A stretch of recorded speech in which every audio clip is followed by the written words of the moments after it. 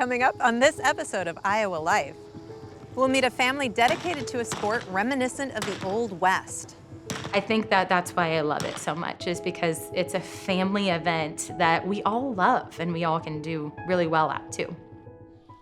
We'll hear the musical history of an Oskaloosa publishing company. Barnhouse was started by a man named C.L. Barnhouse. He had been composing music, but not having a whole lot of luck getting things published. So he thought, I'm going to try to start my own publishing company. And we'll ride along with some young skateboarders as they participate in an after-school skate club. It's all coming up next on Iowa Life. Funding for Iowa Life is provided by The Pella Roll Screen Foundation is a proud supporter of Iowa PBS. Pella Windows and Doors strives to better our communities and build a better tomorrow. and by the Laney Grimm Fund for Inclusive Programming at the Iowa PBS Foundation.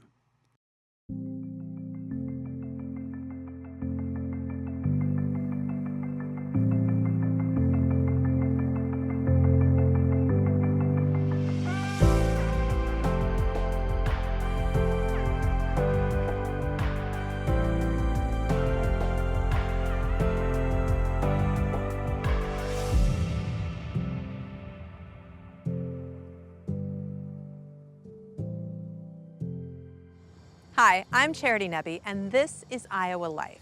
I'm standing on the campus of the University of Iowa, where young people from all over the country come to broaden their horizons and find their passions. Sometimes in life, the spark that ignites a passion can be found in a unique way. Coming up, we're going to visit a farm near Creston that serves as a center for the Travis family to pursue their passion for cowboy mounted shooting. When you watch cowboy mounted shooting, you can't help but think you're being transported back in time to the Wild West. The sport works like this. Competitors ride their horses through a course containing 10 balloons. The rider has 2 single-action revolvers loaded with blank ammunition that they use to shoot the balloons. They're scored on time and accuracy, facing penalties for missed balloons or not running the pattern correctly. There are cowboy-mounted shooting organizations in more than 40 states across the country. And here in Iowa, one family is taking the reins on growing the sport. We live in southwest Iowa. We're about 11 miles northeast of Creston. We're kind of in the middle of nowhere, we always say. We're a family that's stuck together, and we enjoy farming and we love horses. The Travis extended family is made up of nearly 4 dozen people, and they are especially tight-knit. Most of them live within 10 miles of each other, and many of them work together, raising quarter horses. Bruce Travis is one of the patriarchs, and he was the first person in the family to compete in cowboy-mounted shooting. You know, I'd heard about it probably in the 90s. Todd Jackson, one of my best friends, he came to our saddle club one night and showed a film of cowboy mounted shooting when it was just starting. You gotta realize this was the 80s and 90s on the farm, and we didn't hardly have 2 nickels to rub together, you know. And it looked like fun. It looked like something that we could compete in really well, but I remember a couple guns were $500 each, and like, whoa, you know, who could do that, you know?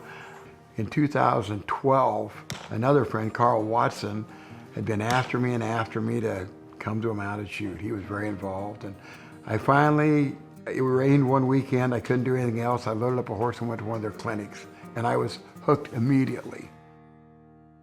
We all thought it was stupid. We couldn't figure out why he wanted to do that. We're like, we don't have time for that. We don't have time for hobbies. And he was going all over doing this, and then finally I remember it was in 2014, in April, he was shooting at the Iowa Horse Fair at the fairgrounds. And I went and watched him, and I'd never really watched him before. I watched him, and me and Jamie did as well. I looked at Jamie and I said, why are we not doing this? Not long after, the rest of the Travis family got hooked too. Now 30 of them compete, from 8-year-old kids to Bruce, who's in his late 60s. It's a full family sport. I think that that's why I love it so much, is because it's a family event that we all love and we all can do really well at too.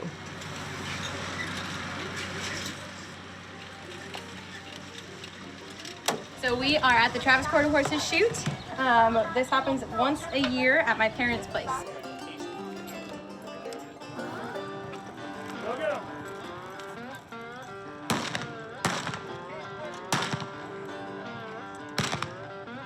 I like to say it's not controlled chaos, it's just chaos.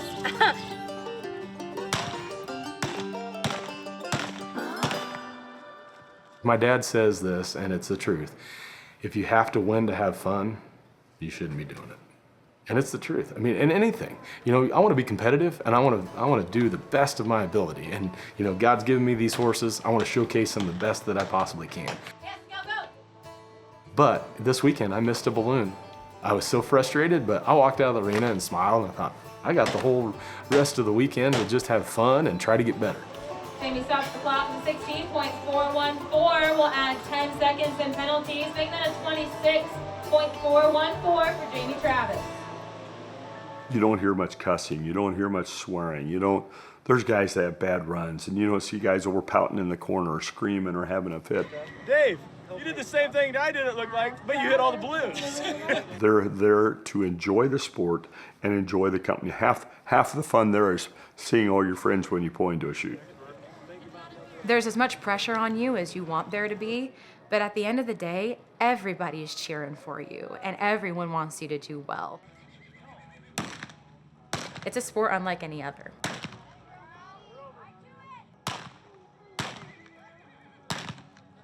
Nice, good job. Nice job, Maddie Gillum. 18.407, 18.407, and clean for Maddie.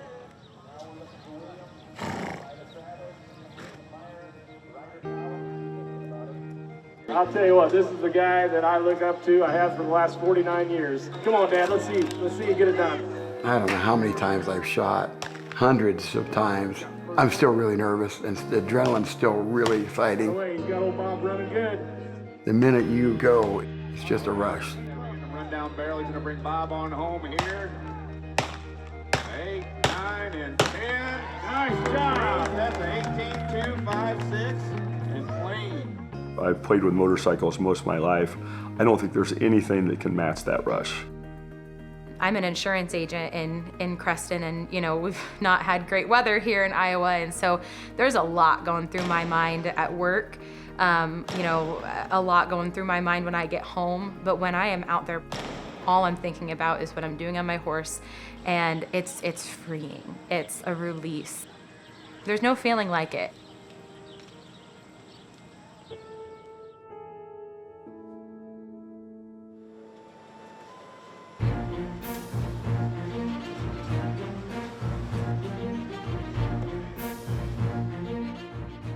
We are a band music publishing company.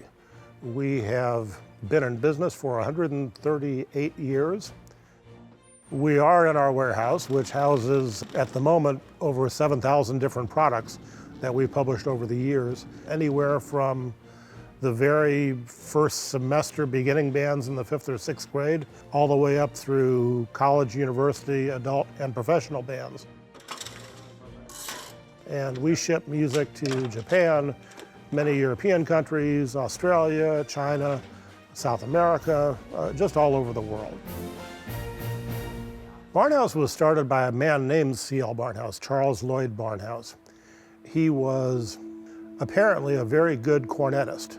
The problem was he was sometimes in bands where he wasn't getting paid regularly, and so he happened to be in Des Moines playing with a musical comedy show, and he hadn't gotten paid for 2 or 3 weeks, and he got ticked off and said, "I quit." At the same time, he had been composing music, but not having a whole lot of luck getting things published. So he thought, I'm going to try to start my own publishing company. So this is the very first publication from the C.L. Barnhouse Company, a march called The Battle of Shiloh that was written by C.L. Barnhouse. This was #1 in our catalog, the very first piece of music that the company ever published. You have to think back into the terms of 1886 when this company started. music had to be engraved into a sheet of metal, of zinc or lead, using tools that were shaped for different kinds of musical symbols. If you wanted to make an eighth note, for example, you would use one tool for the note head. You'd use another tool for the note stem. You'd use another tool for the flag on the eighth note. So just to make one note, you'd have to use 3 different tools and punch them into this sheet of lead in reverse, because all of the printing was done as a reverse impression. So it was a very painstaking process to produce the engraving plates for music publications back in those days. Good evening, everyone, and welcome to downtown Oskaloosa and an evening of music with the one and only Oskaloosa City Band. My name is Minnie Richards. In the days before radio and television and even sound recordings, people, if they wanted to hear music, they had one of 2 choices. They could go someplace where it was being performed, or they could make it themselves. Much of the music we perform each week is published locally at CL Barnhouse, located on the north edge of town. And so often in smaller communities especially, there would be a town band that would play concerts perhaps during the summertime, or perform for community events, or be in parades. And that was the only opportunity that a lot of average people had to hear music. Written by CL Barnhouse composer Robert Sheldon, this is Hill Country Holiday.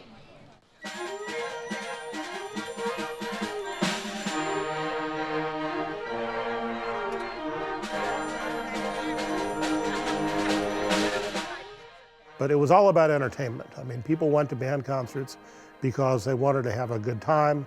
They wanted to enjoy the music. They wanted to hear music that was tuneful, that was melodic, that was rhythmic. It was all about entertainment. And if people didn't enjoy what they heard, they wouldn't come back. So the bands played what audiences wanted to hear.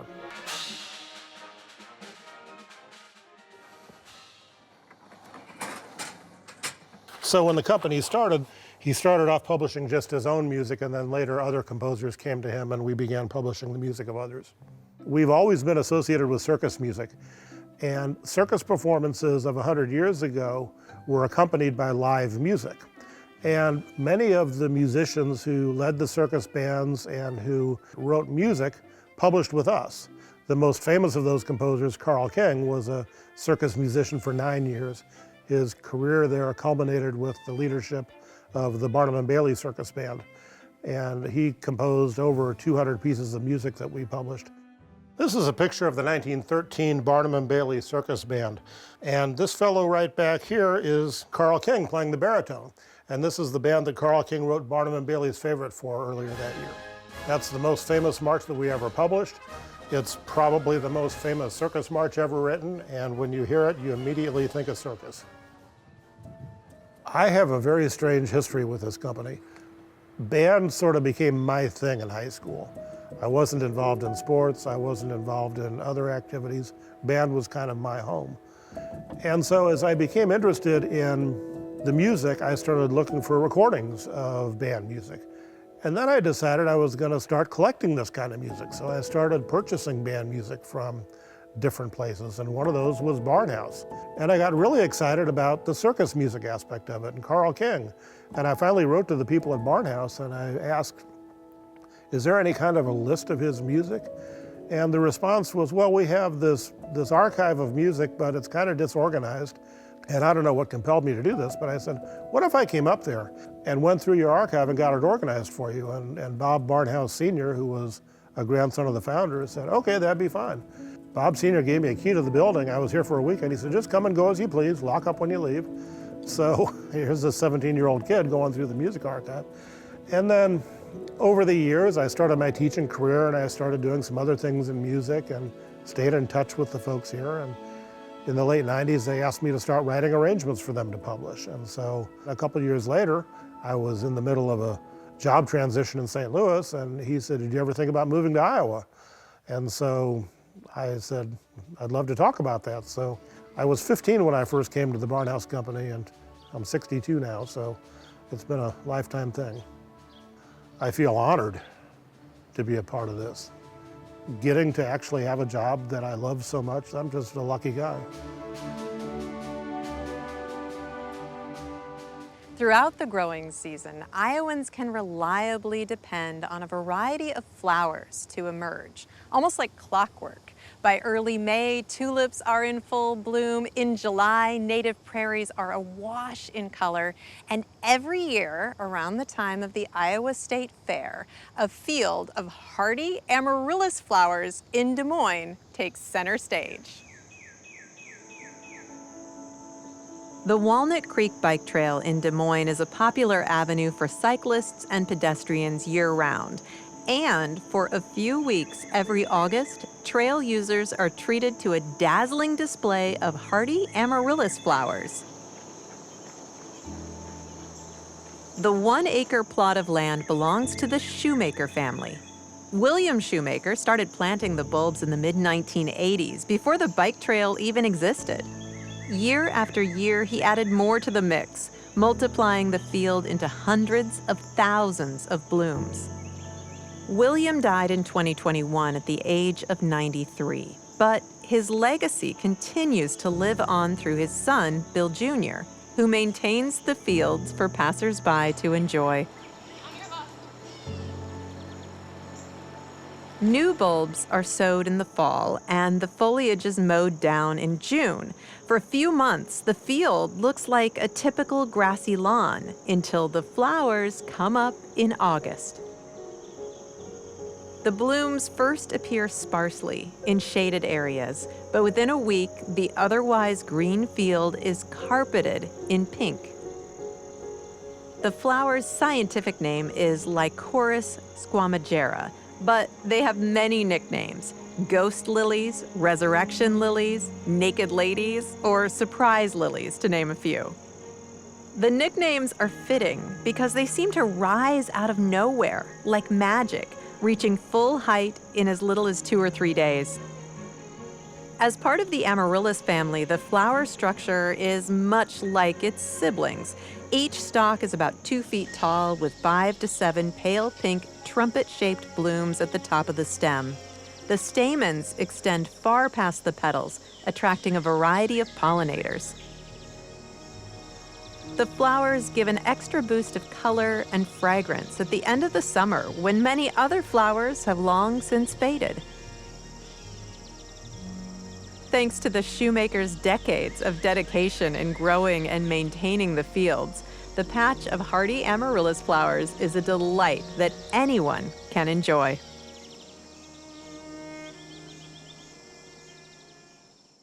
There are so many benefits to after-school programs. They can provide kids with an opportunity to put down their phones and socialize, learn healthy behaviors, and gain confidence. At an after-school skate club in Des Moines, students can also learn a new sport. First things first is we're gonna get our helmets on, right? We're gonna make sure the sizes we had on last week are the right sizes. And then after that, we're gonna grab our skateboards and we're gonna line. Skate Club is a fun after-school activity in the Des Moines Public Schools. It's a good place to try out skateboarding and see if it's a sport for you. All right. Oop, a little too tight. Yeah. My bad. Do you need help with that, Bella? How's that feel, David? That feels like a Good, good. Here we go. Can I see how much I gotta tighten it? How does that feel?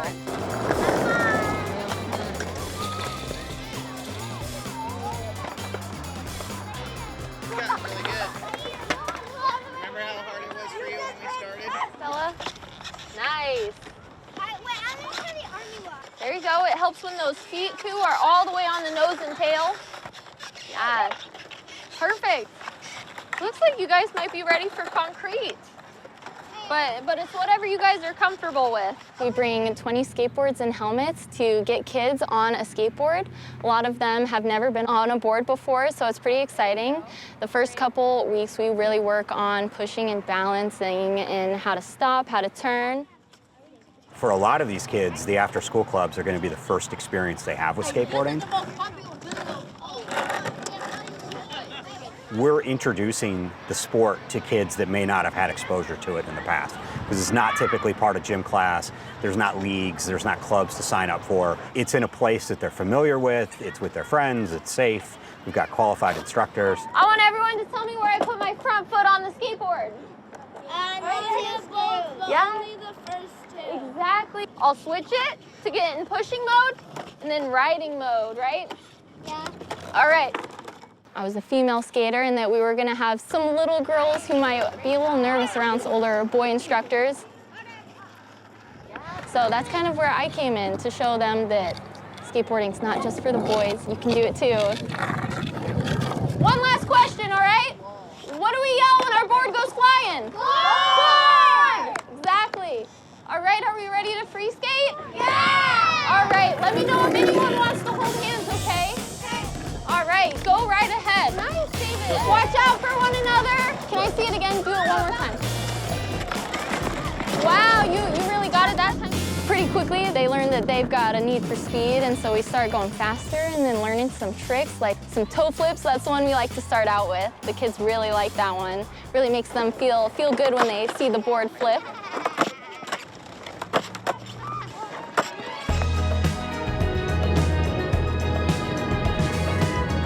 In elementary, middle school, and early high school, skateboarding was a huge part of my life. It's where I found confidence. That's where I learned the benefits of physical activity, and it's where I made a lot of friends. And then right after you do it like that, and you hold it there, what you want to do is just put all your weight on your front foot and lean forward. Let me see one. Yep, exactly like that, perfect. Yep. That's pretty much what you're gonna do. You're gonna like lift it up and you're gonna stick out your arm. Kind of like that. It's different than a lot of sports, but because of that, it attracts different types of people.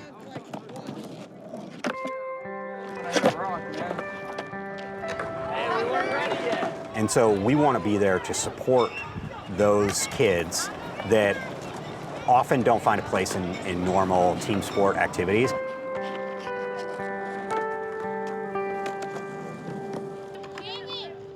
Sometimes we have kids who come to skate club maybe a little upset.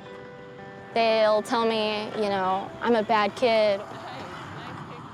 I'm angry, or things at home are tough. And I just always tell them to put that into the skateboard. You got it, Gary.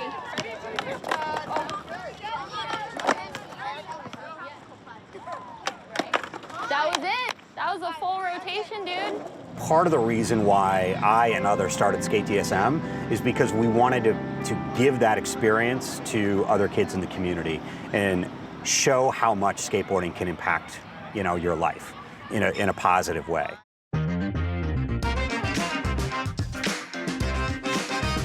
People don't think of Des Moines when they think of skateboarding. We're at the world-class Lauritsen Skate Park, largest skate park in North America. It's 88,000 square feet. We are celebrating the end of the school year and the end of our after-school skate clubs with field trips to the skate park.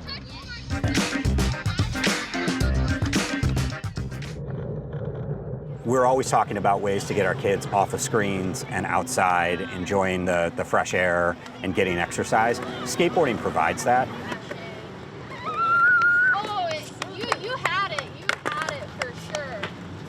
It's just a way to get your energy out and feel out the wind going in your face without you having to hold your handles like a bike or a scooter.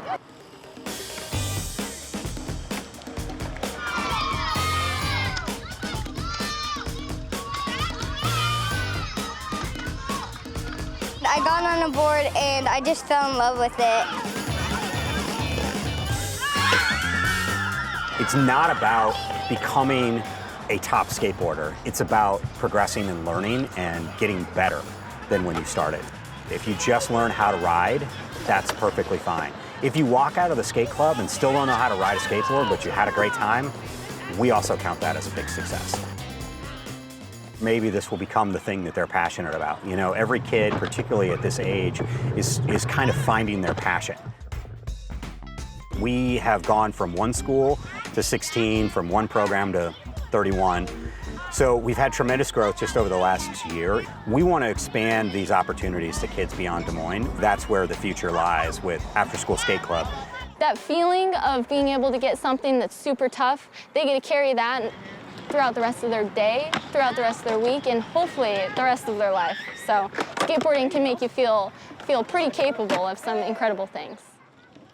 That's it for this show. Thank you for joining me as we explore Iowa's people, places, and cultures. I'm Charity Nebbe. See you next time for more Iowa Life.